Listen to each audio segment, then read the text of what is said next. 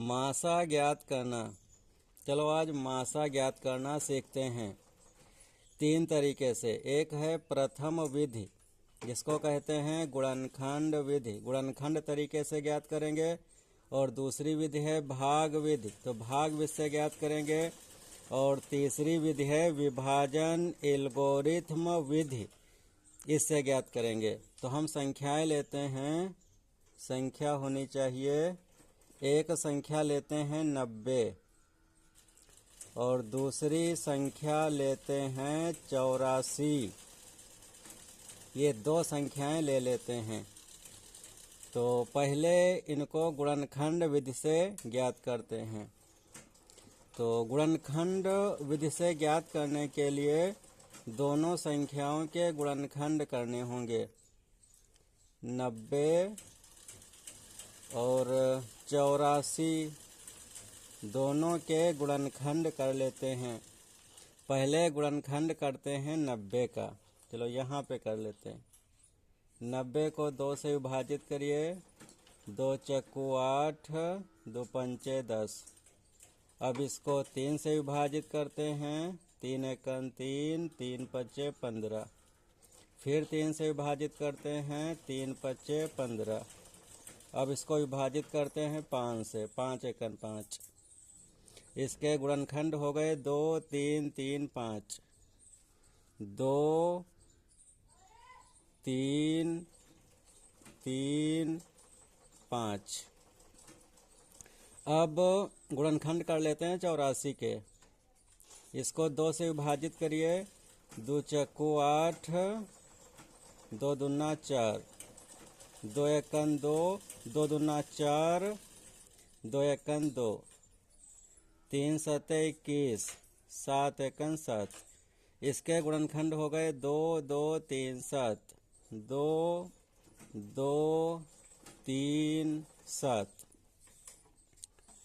अब इसका मासा निकाल लेते हैं। मासा निकालने के लिए जो संख्या दोनों में मिलती हो, जो संख्या दोनों में मिलती हो उसको ले लीजिए।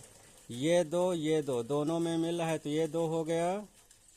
ये 3 और ये 3, 3, 3 दोनों में मिल रहा है तो 3 भी हो गया।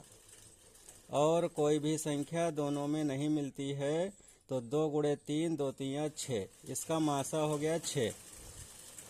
6 मासा हो गया। अब दूसरी विशेष को हल करते हैं। तो संख्या हमने ली थी 90 और 84। तो भाग विधि में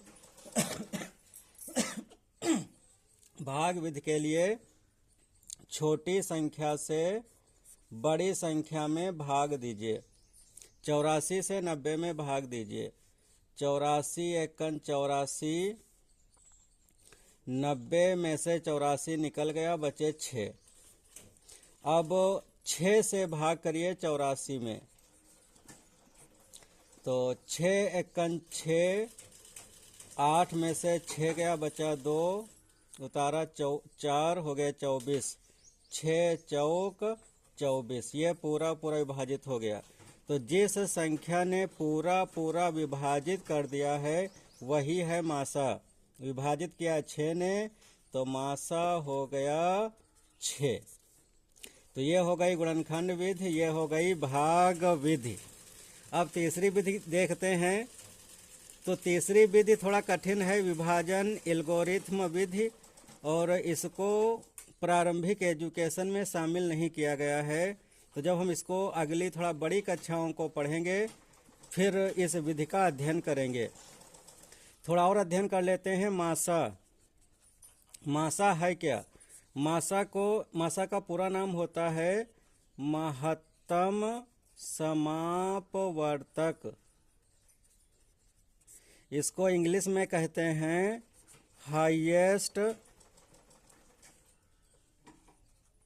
हाईएस्ट कॉमन फैक्टर।